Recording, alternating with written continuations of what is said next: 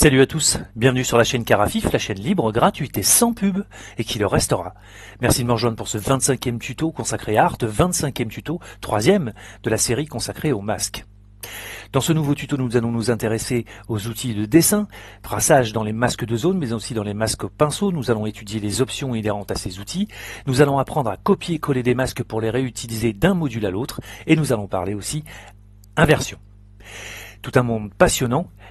Un monde que je vous propose de découvrir ou de redécouvrir tout de suite. Commençons, si vous le voulez bien, par les masques de zone. Le premier picto, enfin le deuxième picto plus exactement, vous permet de tracer des sélections rectangulaires. Dès lors que je clique, vous voyez que je crée une forme, je vais montrer mon masque général et je vais tracer ma sélection rectangulaire. Je lâche et ma sélection est créée. Sur chacune des sélections, lorsque je balade mon pointeur de souris autour, je trouve des poignées. Lorsque je tire avec le bouton gauche de ma souris sur ces poignées, je peux faire varier la taille de cette sélection. Si je place mon pointeur de souris au milieu de cette petite croix, j'ai une croix à 4 directions qui apparaît. Je pince avec le bouton gauche de ma souris et je déplace ma sélection sans aucun problème. Et si je place mon pointeur de souris sur la barre horizontale ou verticale de mon petit viseur du milieu, avec le bouton gauche de ma souris, je vais pouvoir réorienter ma sélection à ma guise. Cette sélection, je vais pouvoir l'éditer en cliquant sur le petit crayon qui se situe à droite, en dessinant dans la forme, je vais pouvoir en changer la forme, en redéfinir la taille. Attention tout de même, si je crée une nouvelle sélection, ici, que je fais ceci, voilà, et que je viens éditer ma sélection en plaçant, par exemple, mon pointeur dans la première sélection, si je lâche, vous voyez que celle-ci disparaît. En réalité, elle n'a pas disparu, elle s'est déplacée à l'intérieur de ce rectangle, car si je replace mon pointeur de souris sur la première forme, j'ai bien celle-ci, et si je me place sur la deuxième, je vois bien le dessin de celle-là. Revenons sur la première forme, si je prends mon pointeur et que je déplace celle-ci, je vois bien apparaître cette fois-ci les deux sélections. Si je veux changer la taille de cette sélection et pas de celle-ci, à ce moment-là, il me suffit de sélectionner la forme qui m'intéresse et de venir l'éditer. Sur la deuxième, je vais pouvoir éditer celle-ci en la redéfinissant là. Et si je veux changer la première, il faut bien que je sélectionne ma forme afin de pouvoir l'éditer. Sinon, vous risquez de faire des bêtises. Donc, bien sélectionner votre sélection dans ce petit tableau-ci.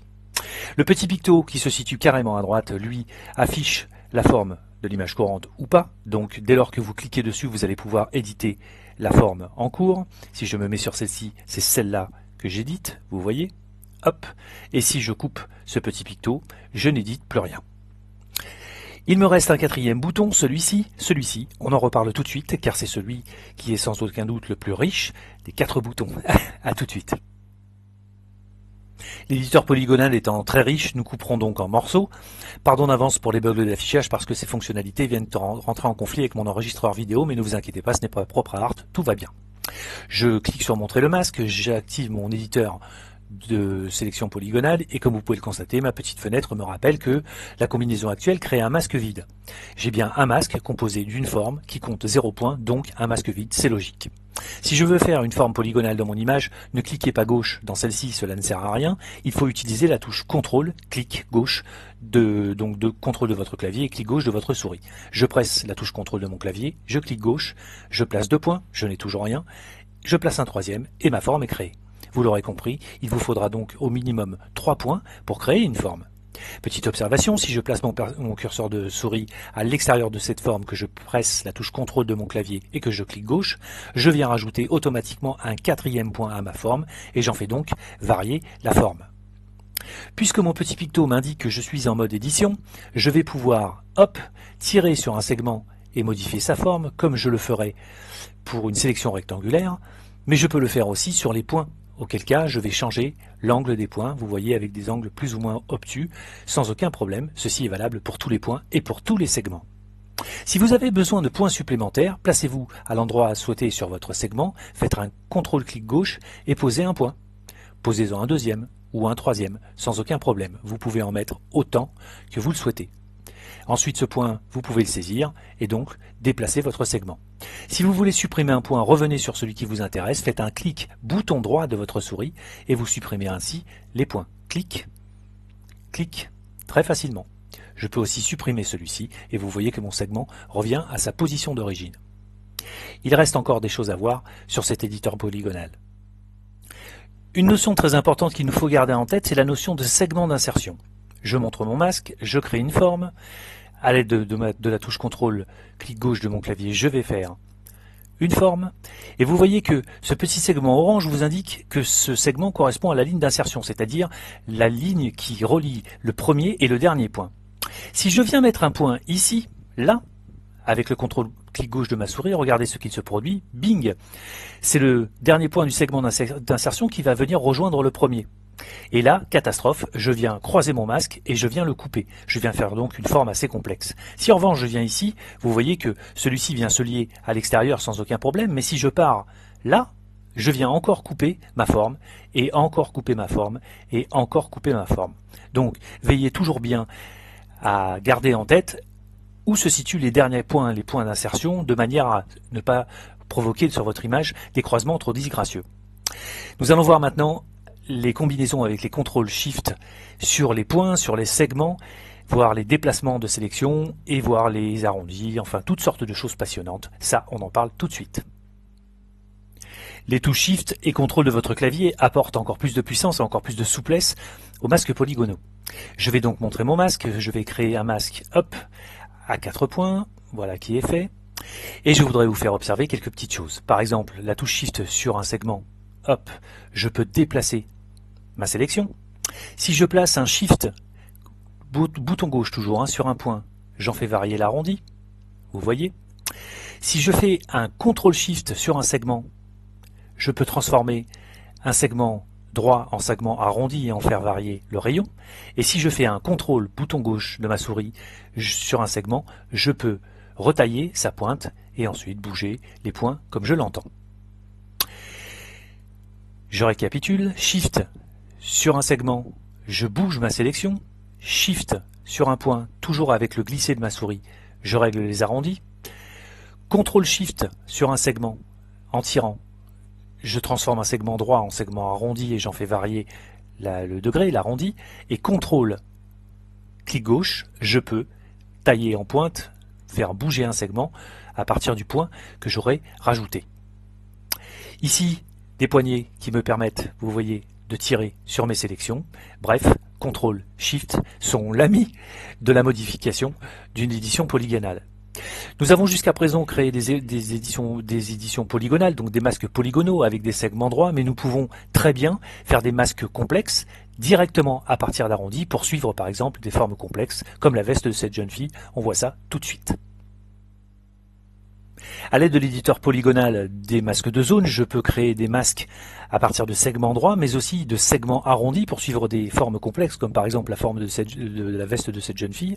Et je peux aussi combiner les segments droits et les segments arrondis, ce qui nous permet de faire des sélections très complexes, très souples, juste en utilisant les touches de notre clavier. Nous savons que pour faire des segments droits, il nous suffit de faire CTRL clic gauche, mais si je fais un CTRL SHIFT clic gauche, là à ce moment-là, je crée des points arrondis.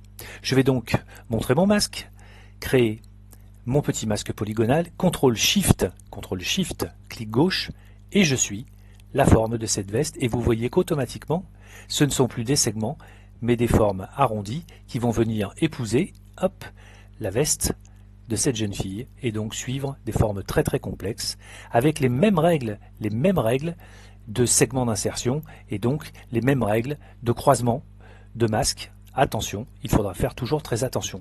Vous voyez que je vais dans la même direction, mais que je peux revenir en arrière pour faire le tour de ce col, gentiment, tac. Et en admettant que par exemple celui-ci, que cette sélection soit satisfaisante, je vais faire un petit peu plus compliqué, histoire de, hop, voilà. Je peux très bien maintenant lâcher la touche Shift de mon clavier et ne laisser que la touche CTRL, cliquer, et vous voyez faire des masques combinés qui associent des segments droits et des segments arrondis. De la même manière, je peux utiliser le CTRL-SHIFT pour arrondir encore, tirer sur des points, je peux faire un Shift sélection pour déplacer ma sélection. Bref, tout ce que je viens de vous montrer précédemment s'applique sur ce type de masque. Vous pouvez donc faire des masques très complexes grâce à ces combinaisons de touches. Donc, CTRL clic gauche, vous faites du segment droit, CTRL SHIFT clic gauche, vous faites des segments arrondis, et vous pouvez ensuite éditer à l'aide de ces points vos segments. tirer sur ceci pour les arrondir, vous voyez, tac, ici. Je peux rajouter CTRL-clic gauche, un point, et venir encore tirer dessus. Avec le CTRL-clic gauche, je peux faire des formes arrondies, bref, faire toutes sortes de choses. Mais attention, comme vous pouvez le constater, si je viens rajouter des points un petit peu n'importe où, je peux faire le même type, je peux me retrouver avec le même type de problème de croisement, donc bien vous souvenir de cette notion de segment d'insertion. Nous avons vu comment fonctionnaient les pictos, comment on pouvait tracer des masques très complexes, mais ces masques de zone offrent encore d'autres options que nous allons voir tout de suite. Nous allons observer le comportement des réglages dans les masques de zone et surtout vérifier ce que je vous disais dans les précédents tutos, à savoir la notion de bas vers le haut. Vous allez voir, c'est toujours le haut qui gagne. J'ai à ma disposition un curseur de dégradé, un curseur flouté, et je vais donc créer une forme ici, rectangulaire. Je vais activer mon masque de zone histoire de bien le voir, et je vais créer une deuxième forme horizontale. J'ai donc un masque composé de deux formes, vous voyez, la première et la deuxième. En dessous de mon tableau des formes, j'ai à ma disposition plusieurs curseurs. Le curseur d'arrondi, lui, comme son nom l'indique, va arrondir les angles de votre forme, la forme sélectionnée. Vous voyez que je suis bien sur la forme 2 et j'arrondis bien les angles de cette forme. Sachez que si par exemple vous réduisez votre forme à une taille proportionnelle en largeur et en hauteur, donc un carré, vous obtenez un rond. Ensuite, vous avez toute une succession de curseurs qui vous permet de déplacer horizontalement en X, en Y, en largeur, en hauteur, votre forme, même les angles, vous voyez. En fait, ces curseurs font peu ou prou la même chose que ce que vous feriez, hop, pardonnez-moi, à la souris, ici, là, ou bien encore là. Voilà, ce n'est pas très différent. Ces curseurs permettent juste d'entrer des valeurs, par exemple, si vous voulez être un petit peu plus précis, mais sachez que ces curseurs font exactement la même chose que ce que vous faites à la souris. Tiens, tout en bas, je trouve deux curseurs, dégradés et floutés. Bizarre, car si je remonte sur mon module, je vois tout en haut, en tête de module, aussi un curseur dégradé et un curseur flouté. Pourquoi diable le développeur du logiciel a-t-il mis deux fois les mêmes curseurs? Eh bien en fait, c'est parce qu'il y a bien une notion du bas vers le haut, que celle-ci est très importante et que nous allons pouvoir le vérifier. Si je suis sur la forme 2 et que j'utilise le curseur de dégradé, vous voyez que je ne dégrade que la deuxième forme. Si en revanche, je me sers du curseur dégradé du haut, je vais dégrader les deux formes en même temps. Non seulement la première qui ne l'était pas, mais je vais dégrader encore plus la deuxième qui l'était déjà. C'est pareil pour le flou. Ici, vous voyez, je fais bouger simultanément les deux formes. Donc, n'oubliez pas que ces deux curseurs vont agir sur toutes les formes que compose votre masque, tandis que celles du dessous ne concerneront que la forme sur laquelle on est actif. Par exemple, si je passe sur la forme numéro 1 et que je floute sur la forme numéro 1, vous voyez que je ne floute que la 1, mais pas la 2. Génial, non? Je vais donc remettre tout ceci à 0, enfin supprimer ces deux formes, je vais en créer une nouvelle, et nous allons observer comment fonctionne le dégradé et le flou. Ce qui est valable en haut est bien entendu valable en bas. Le dégradé, lui, va dégrader les bords qui sont jusqu'à présent très tranchés. Je vais d'ailleurs couper la sélection afin de bien le voir. Vous voyez qu'on a des bords qui sont très durs. En cliquant sur le curseur de dégradé et en le poussant vers la droite, je vais venir ronger, grignoter, vous voyez, les bords de mon masque, sans toucher vraiment à l'intégrité du masque, à moins bien sûr que le dégradé ne soit si prononcé qu'il vienne manger l'intérieur. En ce qui concerne le curseur de flou, c'est différent. Lui va s'attaquer à l'intégrité générale du masque en cassant son opacité. Vous voyez, plus je pousse mon curseur de flou, plus je le floute et plus j'entame la totalité du masque. J'ai donc créé ici un masque très diffus basé sur le flou. Je peux aussi dégrader, bien entendu, jouer sur les deux, mais sur un masque très flouté, le dégradé n'a pas vraiment de sens. En revanche, sur un masque peu flouté, je peux jouer sur le dégradé et en observer les comportements. Vous pouvez donc jouer sur ces deux curseurs pour avoir des masques plus ou moins flous, plus ou moins dégradés, plus ou moins légers. Je remets tout cela à 0 et je vais maintenant vous montrer la fonctionnalité de la courbe de contraste qui est très pratique dans bien des cas. Mais d'abord, pour le voir, je vais agrandir ma zone en l'éditant et en prenant une zone un petit peu plus large et en laissant surtout une bordure de l'image libre. Je coupe mon édition, je vais aller dans la courbe de contraste, prendre une courbe standard. Cette courbe fonctionne exactement de la même manière que ce que l'on trouverait à n'importe quel endroit du logiciel. À droite, j'ai le contraste général de l'image. Regardez, si je pince mon point et que je le descends, plus je descends, plus je vais aller chercher hop, des éléments contrastés, un peu plus forts. Vous voyez que je peux sélectionner des zones de mon image en fonction du contraste qu'elle dégage. Si je pousse le curseur à gauche, cette fois-ci, je vais faire remonter le contraste du masque d'arrière-plan, c'est-à-dire l'image. Regardez, si je pousse, vous voyez que je peux mettre en opposition ces deux zones et les faire se trancher. À partir du moment où elles deviennent jaunes, ces zones vont apparaître dans votre réglage. J'ai une zone ici très tranchée, beaucoup plus contrastée que la suivante. Si j'agis sur le curseur par exemple de dégrader, vous voyez que je vais pouvoir dégrader ma sélection, garder le même potentiel sur mon masque de zone et garder le même fondu autour de votre zone. Je vais donc pouvoir faire comme cela des fondus très complexes.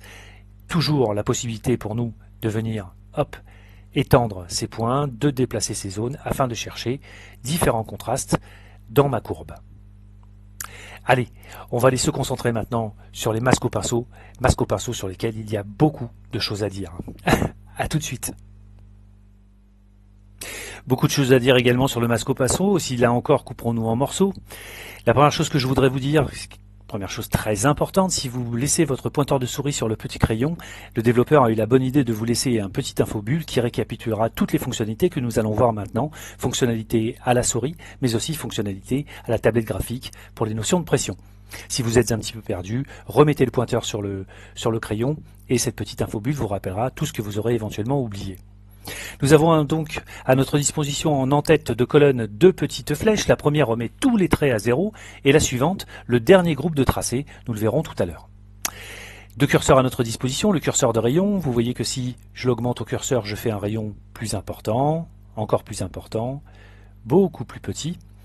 Mais je peux faire varier ce rayon directement à l'aide de la contrôle molette de ma souris. Vous voyez, hop, je bouge simultanément le curseur et le diamètre de mon crayon sans aucun problème. Je vais donc tracer un premier trait, voilà qui est fait. Je vois un trait avec 100% de dureté puisque mon curseur de dureté est à 100%, mais je peux très bien faire un trait beaucoup plus fin, enfin beaucoup moins dur, en bougeant mon curseur de dureté. Si je veux le bouger à partir de mon clavier et de ma souris, je peux le faire en faisant un CTRL-SHIFT molette, et là vous voyez que c'est la dureté que je fais varier. Je peux donc maintenant revenir à une dureté plus forte directement en me servant de CTRL molette, CTRL-SHIFT molette, pardonnez-moi. Vous voyez, hop, je suis dur, CTRL-SHIFT molette, je réduis ma dureté, je trace clic gauche, je peux être encore moins dur, clac, et de moins en moins dur, vous voyez, très facilement, grâce aux combinaisons CTRL-SHIFT ou SHIFT et CTRL, je peux faire bouger le rayon et la dureté de mes traits. Regardez, un petit coup de flèche, je remets à zéro les derniers groupes de tracés, et si je clique sur la première flèche, je les remets tous à zéro. Voilà, c'est à peu près tout pour ces fonctionnalités. Nous avons bien entendu à notre disposition un mode effacement. Je vais remettre la dureté à fond, faire un trait, et en cliquant sur le mode effacement, je vais pouvoir non pas tracer, mais gommer.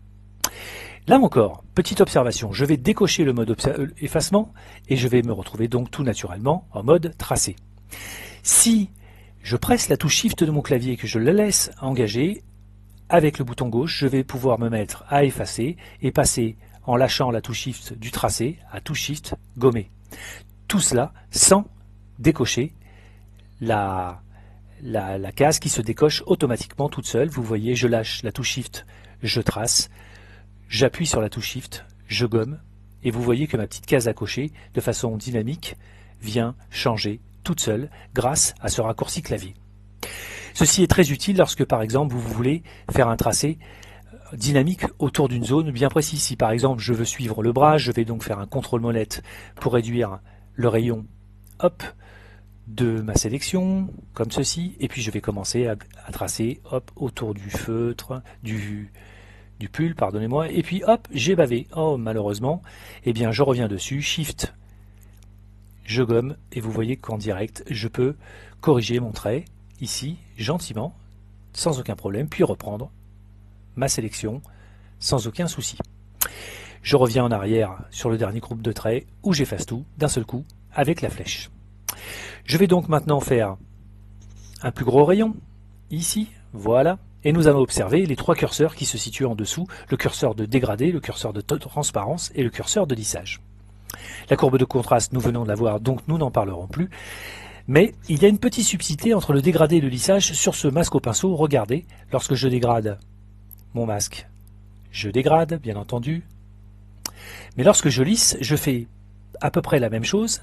Mais regardez, je viens garder une certaine cohérence. On va essayer de faire un petit rayon plus petit, parce que là, sinon on ne voit plus rien, entre la bordure d'origine dégradée et le dégradé. Regardez, le lissage est beaucoup plus doux, beaucoup plus progressif.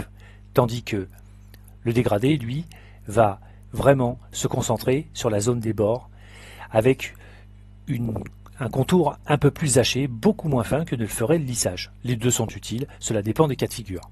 Le curseur de transparence fait peu ou prou la même chose que la dureté, c'est-à-dire qu'il va vous permettre de régler l'opacité de votre masque et donc de venir, hop, plus ou moins, faire apparaître votre réglage. Donc la force de votre réglage se fera par ce curseur de transparence si vous le désirez. C'est très très facile de manipuler tout cela. Nous pouvons superposer des traits, mais la superposition des traits peut créer quelques petites subtilités que je vais vous présenter maintenant. En ce qui concerne la dureté dans les masques au pinceau, il y a une petite subtilité liée à la dureté qui n'est pas toujours facile à comprendre, à appréhender en tout cas au début, et même parfois à démontrer dans un tuto. Je vais essayer de le faire maintenant. Je vais donc maintenant baisser ma dureté, ici, et puis je vais sélectionner une zone, contrôle molette, voilà, à peu près comme ceci. Je trace un premier trait, ici, qui n'est pas très dur. Contrôle Shift molette, j'augmente la dureté, un deuxième trait, et je vais chevaucher les deux masques, puis CTRL SHIFT molette un troisième trait avec une dureté supérieure, et enfin un quatrième trait avec une dureté encore plus importante. Voilà qui est fait. J'ai donc 4 groupes de traits composés d'une dureté différente avec des zones de chevauchement qui, vous voyez, s'additionnent. Je vais passer en mode effacement, pardonnez-moi, je vais réduire ma dureté et je vais venir couper tout ce petit monde. Regardez, je lâche et regardez ce qu'il se produit. Sur la première partie, il reste encore quelques petites traces résiduelles. La deuxième, elle est un petit peu moins rongée avec une zone de chevauchement plus dense. La troisième, pareil, et la quatrième, encore moins. Si je repasse encore une fois à l'intérieur, vous voyez que je ne peux plus faire autre chose que de venir éroder des zones dont la dureté est inférieure. Pour venir bouffer ces 3 traits de crayon qui ont été faits à une dureté supérieure à celle de l'effacement, il va falloir que j'augmente ma dureté. Vous voyez que je viens éroder les zones d'une dureté équivalente, mais je ne toucherai pas aux autres duretés. Pour ceci, il va falloir que je choisisse une dureté bien supérieure, avec 100% par exemple. Là, je peux m'amuser à gommer tout ce que je souhaite très facilement. La notion de dureté est très importante. Elle est un petit peu déconcertante au début, mais vous verrez qu'elle vous rendra des tas de services pour faire des effets de fondu, et notamment travailler sur des visages. Nous y reviendrons. Je vais vous remontrer encore une dernière chose. Je place mon petit curseur de dureté à peu près par ici, je vais faire un trait, voilà, et puis je vais repasser dessus. Et puis je repasse encore une fois, et puis encore une fois. Vous voyez qu'à part l'évolution de la surface de mon masque à cause de mon crayon qui bave, je change la forme de mon masque, mais je ne change pas la dureté intérieure. Si maintenant j'appuie sur la touche CTRL de mon clavier et que je repasse dessus, et que je repasse encore, toujours avec la dureté de mon clavier, avec la touche CTRL de mon clavier, et encore, je viens superposer le même paramètre de réglage par-dessus, un peu à l'instar de ce que nous avions fait lorsque nous avions créé plusieurs fois le même masque, lorsque nous manipulions au début les masques dans le tuto numéro 23. Si maintenant je passe en mode effacement avec cette dureté-ci et que je gomme, j'aurai le même problème. Vous voyez, seules les zones d'une dureté inférieure seront effacées. Pour pouvoir gommer l'ensemble, il me faudra prendre une dureté supérieure. Sachez qu'avec la touche CTRL, clic gauche de votre clavier, donc vous allez pouvoir superposer, garder, hériter du même réglage et le superposer sur d'autres sélections de manière à densifier votre trait, ce qui dans certains cas de figure peut être très utile. Allez, on va voir comment copier-coller un masque maintenant. A tout de suite. Maintenant que je sais créer plusieurs masques, leur donner des formes complexes, je peux très bien imaginer avoir besoin de réutiliser ce masque d'un module à l'autre. C'est ce que nous allons faire maintenant. J'ai donc créé un masque qui s'appelle œil dans l'amplification de la texture. J'ai fait, vous voyez, une sélection polygonale un petit peu arrondie. Clic-clac. Je vais donc maintenant copier ce masque et je vais fermer mon amplification de la texture, histoire d'être bien clair avec vous. Je vais dans le contraste local, je l'allume, je vais aller sur montrer le masque, et comme c'est un masque de zone que j'ai créé, je vais le recoller au même endroit, sinon cela n'aurait pas de sens. Je clique sur le bouton coller, et hop, instantanément, mon masque se retrouve rapatrié dans le module contraste local, masque que je vais pouvoir réutiliser. Génial, non? Je peux donc le faire pour les masques de zone, mais je peux aussi le faire pour les masques au pinceau, etc. Bref, faire des tas de choses très intéressantes. Attention tout de même à toujours domicilier votre masque de destination dans les mêmes masques, le même type de masque où vous l'aurez créé. Si c'est un masque de zone, mettez-le dans le masque de zone du module de destination. Si c'est un masque au pinceau, de la même manière, dans les masques au pinceau du module de destination. Et les vaches seront bien gardées. Dans le prochain épisode, nous allons nous intéresser aux masques Delta E, enfin anciennement Delta E par similarité de couleur maintenant, et les masques paramétriques. Vous verrez qu'il y aura encore là plein de choses à dire. Je vous remercie beaucoup d'avoir suivi ce tuto. Je vous dis à très bientôt sur la chaîne Carafif pour de nouvelles aventures. Et comme d'hab, vous le savez, c'est bon pour le référencement et pour la communauté. Abonnez-vous, visionnez et surtout partagez afin que ces vidéos profitent au plus grand nombre. À bientôt, salut, bye bye.